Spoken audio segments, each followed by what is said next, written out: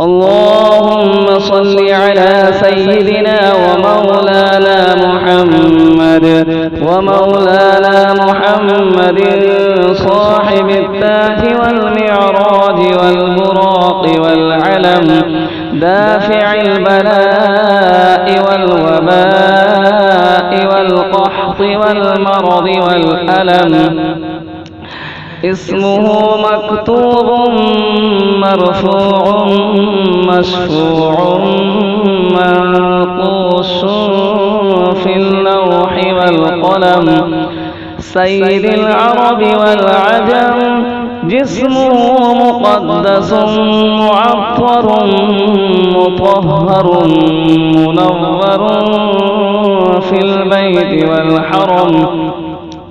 شمس الضحى بدر الدجى صدر العلا نور الهدى كهف الورى مصباح الظلم، جميل الشيم شفيع الأمم، صاحب الجود والكرم، والله عاصمه وجبريل خادمه والبراق مركبه والمعراج سفره والسدرة المنتهى مقامه،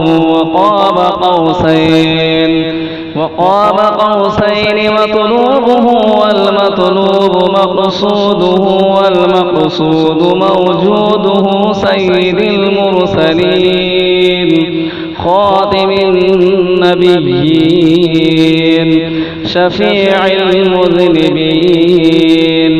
أنيس الغريبين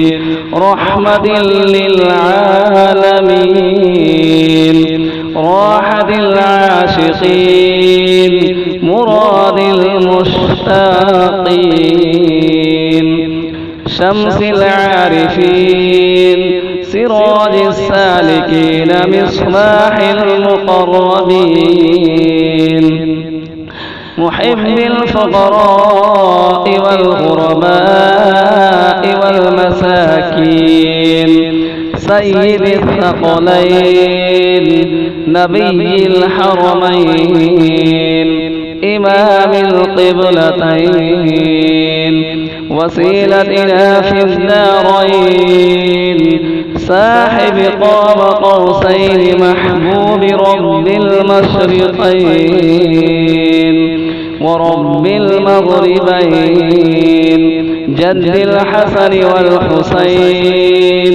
مولانا ومولى الثقلين،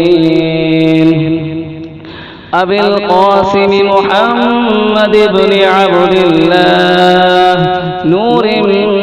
من نور الله، يا أيها المشتاقون بنور جماله صلوا عليه وآله وأصحابه وسلموا تسليما. صلى الله عليك